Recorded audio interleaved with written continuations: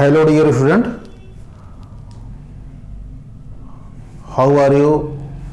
Happy to New Year 2021 to all of my viewer. Welcome to my YouTube channel Kamal Ahmad Perfect Classes Biology. Dear student, today I start about in this video the NCERT class 12, the last unit number 10 and chapter number 13, organism and population. प्यारे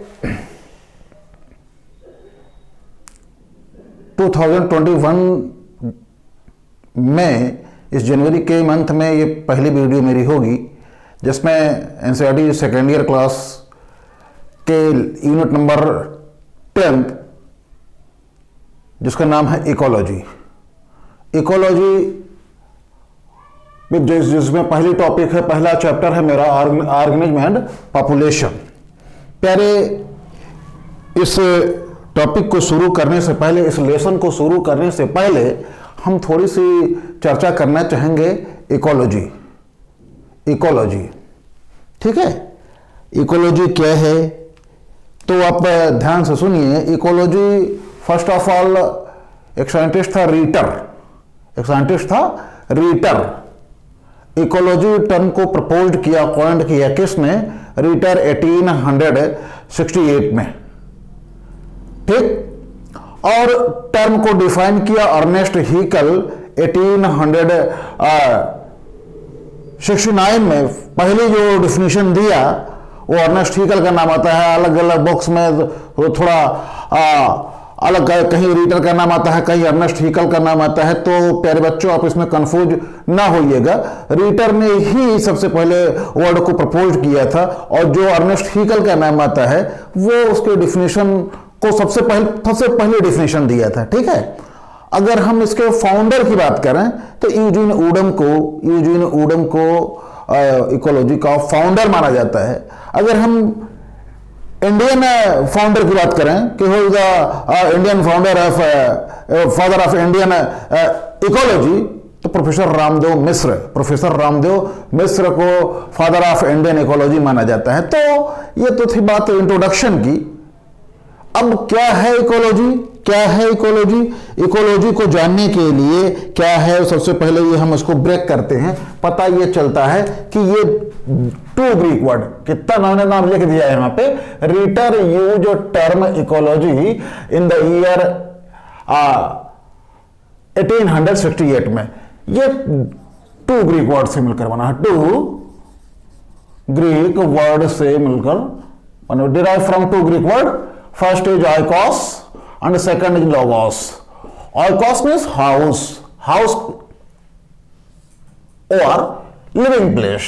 house का मतलब living place से मतलब है यहाँ, मतलब living being इधर जहां रहता है, और लोगोस मतलब स्टडी। ठीक, अब हम इसको डिफाइन करते हैं। क्या करते हैं? डिफाइन करते हैं। तो सबसे बड़ी चीज, कोई भी लिविंग बीइंग है, कोई भी जीवधारी है, जहां रहता है तो उसके अराउंड जो चीज पाई जाती है उसको हम क्या कहते हैं प्यारे? एनवायरमेंट, पर्यावरण। ठीक, तो लिविंग बीइंग जिस चीज से कवर्ड होता है, जिससे वो सराउंडिंग, उसके सराउंडिंग जो भी चीज होती है, जिसको हम क्या कहते हैं? एनवायरमेंट। क्या बोलते हैं? एनवायरमेंट। तो उस एनवायरमेंट से उस लिविंग बीइंग का क्लोज रिलेशन होता है। क्या होता है? क्लोज रिलेशन होता है। तो वो क्लोज रिलेशन की स्टडी किसकी? लिविंग बीइंग और उसके अराउंडिंग जो एनवायरमेंट होती है, उसके चारों तरफ की जो एनवायरमेंट होती है, उसके बीच की जो कोरिलेशन होती है, उसको हम क्या कहते हैं? इकोलॉजी कहते हैं। थोड़ा सा मैं लिख दूं definition.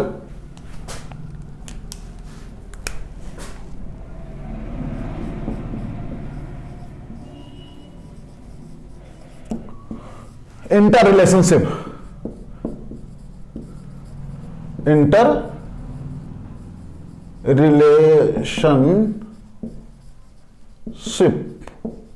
between living organism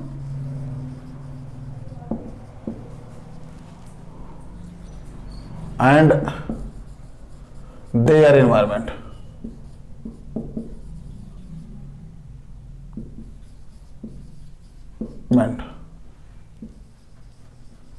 called ecology, called ecology. ये डेफिनेशन है इसकी, क्या है? डेफिनेशन है इसकी, ठीक है,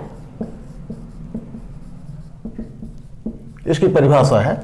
अब हम मान लेते हैं यहां पे पहले कि आप यहां हो, आपको वहां पे हमने डिनोट किया लिविंग बीइंग के रूप में, लिविंग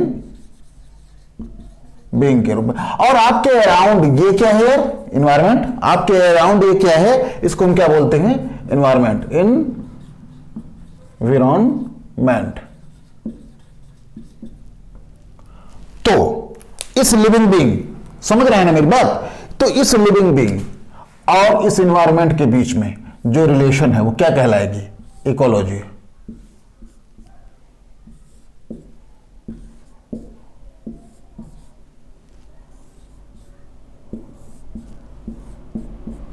इसको हम क्या कहेंगे? इकोलॉजी, ठीक है। मसलन फर्ज करते हैं कि हम जहां भी, जिस भी एटमॉस्फेयर में रहते हैं, जिस एनवायरनमेंट में रहते हैं बेटा, हम उस एनवायरनमेंट से इंटर रिलेटेड हैं। फर्ज करते हैं कि ये वीडियो जिस समय मैं शूट कर रहा हूं, ठंडक का महीना है, जनवरी का महीना है, तारीख है 3 आज, ठीक, ठंडक का दिन है, ठीक। हम लोग गर्म कपड़े पहनते हैं, गर्म कपड़े पहनते हैं। तो गर्म कपड़े क्यों पहनते हैं? क्योंकि एनवायरनमेंट में क्या है? ठंडी है। एनवायरनमेंट में क्या है? ठंडक है। और बॉडी की हमारी जो स्किन है, that is the sensors, that is the sensor, sensory organ, संवेदी अंग है। तो वो संवेदनाओं को ग्रहण करती है, संवेदनाओं को ग्रहण करती है, स्टिमुलेशन को अचीव करती है। स्टिमुलेशन क्या है? उद्दीपन क्या है? स्टिमुलेशन क्या है? एनवायरनमेंट में होने वाले चेंजिंग, एनवायरनमेंट में होने वाले चेंजिंग को हम स्टिमुलेशन कहते हैं। तो डिफरेंट टाइप के स्टिमुलेशन को हमारी बॉडी अडॉप्ट करती है, अनुकूलित करती है। तो हमको क्या क्या महसूस होती है? ठंडी महसूस होने लगती है। और जगह यही जगह, यही बॉडी, यही लिविंग बीइंग, गर्मी के दिन में हमको गर्मी महसूस होने लगती है। क्यों?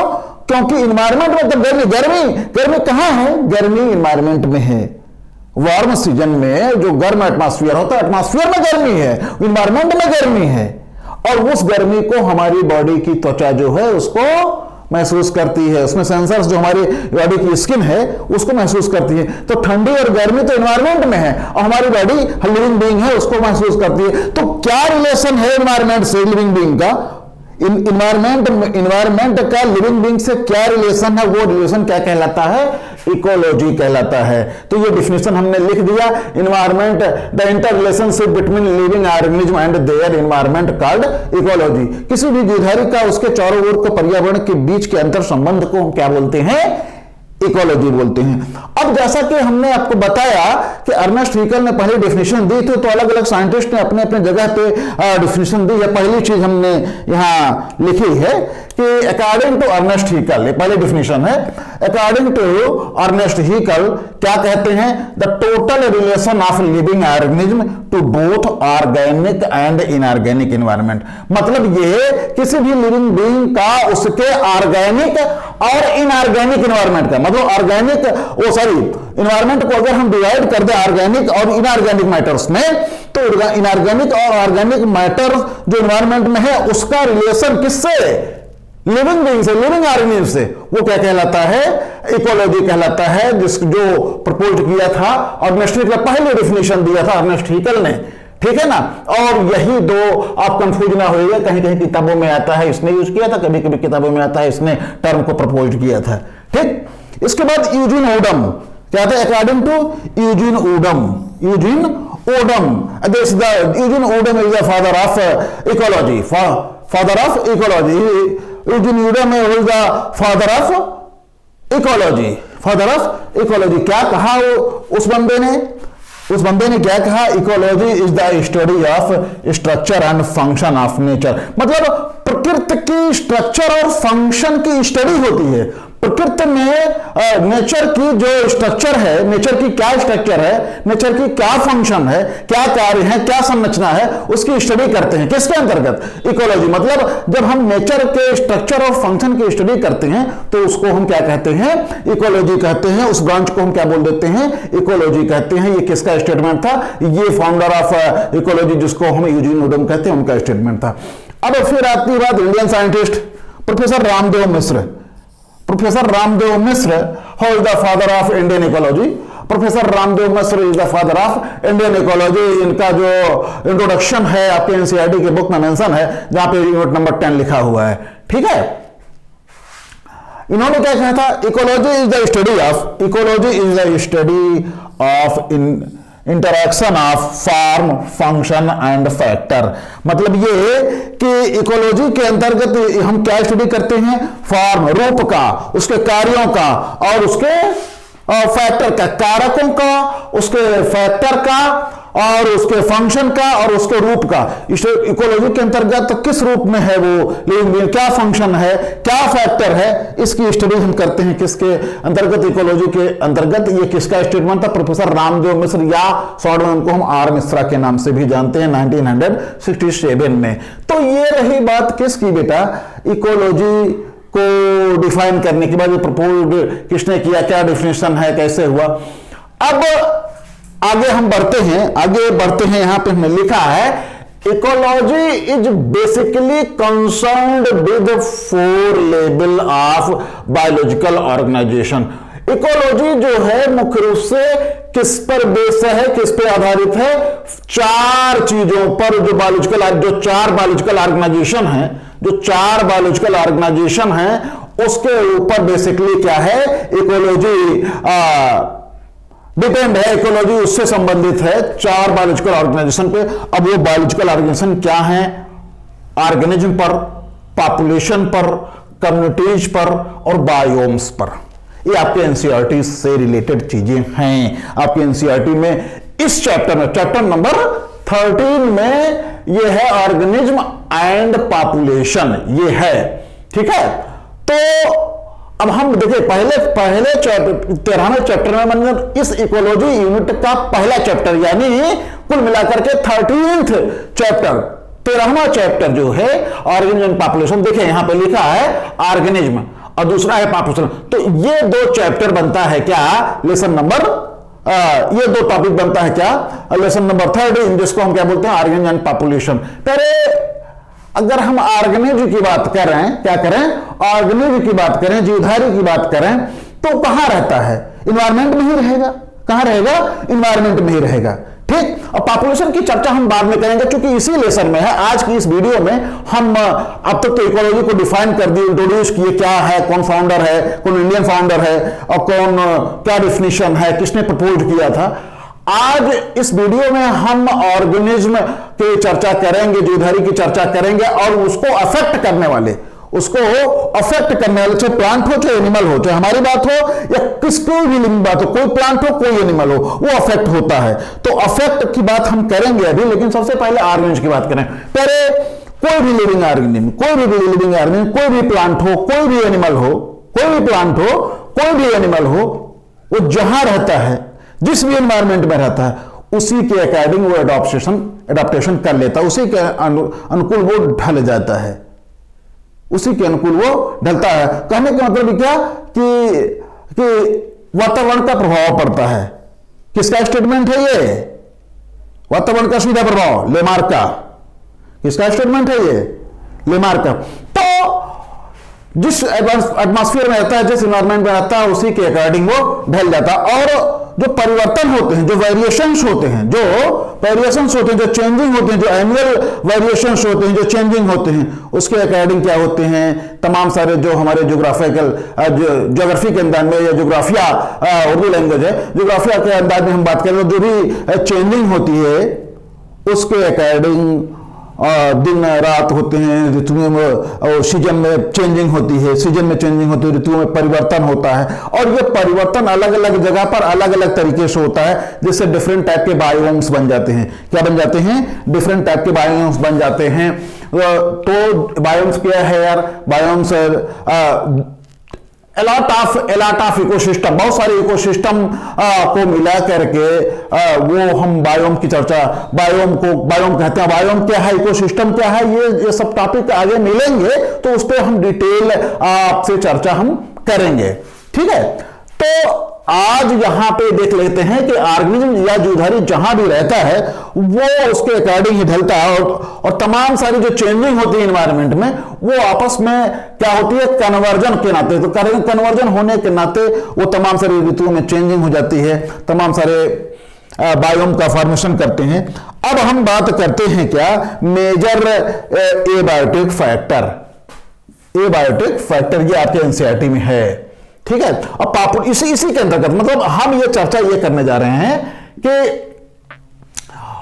ऑर्गेनिज्म मतलब जीवधारी को अफेक्ट करने वाले जो एबायोटिक फैक्टर होते हैं, मतलब ये कि ये इकोसिस्टम को शो करा रहा है कि कोई भी इकोसिस्टम जो होती है उसमें दो कंपोनेंट होते हैं। एक होती है बायोटिक, जो जिसमें ग्रीन प्लांट आते हैं, डिफरेंट टाइप के कंज्यूमर्स आते हैं। वो उस कंज्यूमर को, उस प्रोड्यूसर्स को अफेक्ट करने वाले, उसको प्रभावित करने वाले जो डिफरेंट टाइप के एबायोटिक फैक्टर होते हैं, उसमें बात क्या आती है, टेम्परेचर। क्या किसकी बात आती है, टेम्परेचर, तापक्रम से उसकी बॉडी प्रभावित होती है। लो टेम्परेचर है तब भी प्रभावित होगी, हाई टेम्परेचर है तब भी प्रभावित होगी, बहुत ज्यादा वाटर अमाउंट है तब भी उसकी जो है बॉडी प्रभावित होगी। किसकी बात मैं कर रहा हूं, लिविंग बीइंग की बात मैं कर रहा हूं। कम वाटर लेवल है तब भी उसकी बॉडी पर इंफ्लुएंस होगी। फिर लाइट, प्रकाश कितना मिलता है, फोटोसिंथेसिस हो पाएगी प्लांट में कि नहीं हो पाएगी, और हो पाएगी तो कितना हो पाएगी।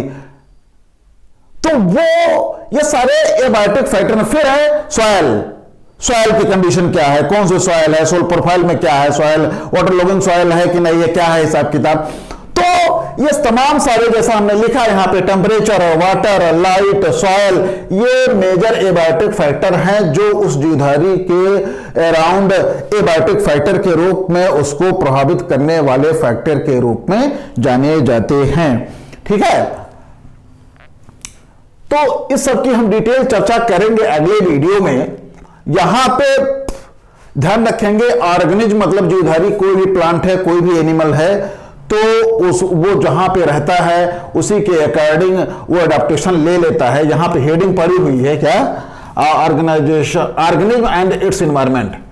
ये सारी चर्चा किसमें है, ऑर्गेनिज्म एंड इट्स एनवायरनमेंट। ये हेडिंग मिलेगी आपको कहां पे, एनसीईआरटी की बुक में मिलेगी, लेसन नंबर 13 में मिलेगी।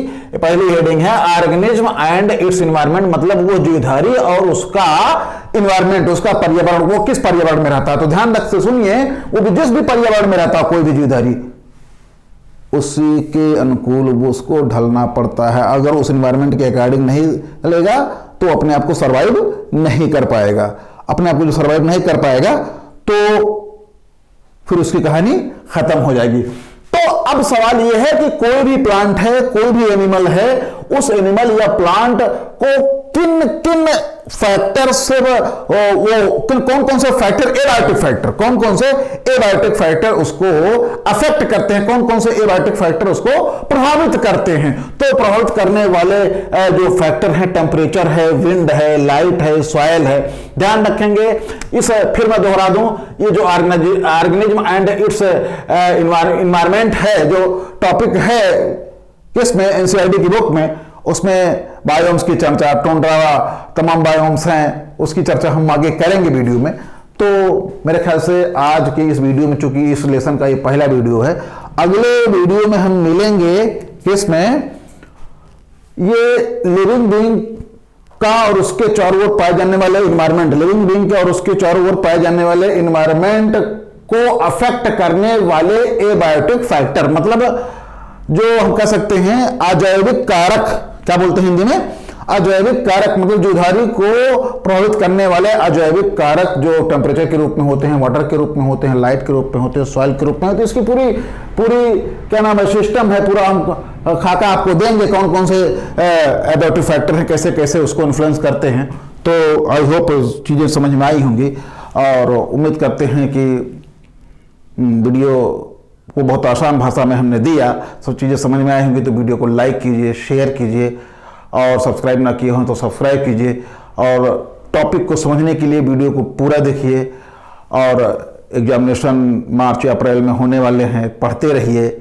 ठंडक में बहुत ज़्यादा सोएं ना, समय को गंवाएं ना, पढ़ते रहें, मुस्कुराते रहें, खुशहाल रहें। थैंक यू, धन्यवाद।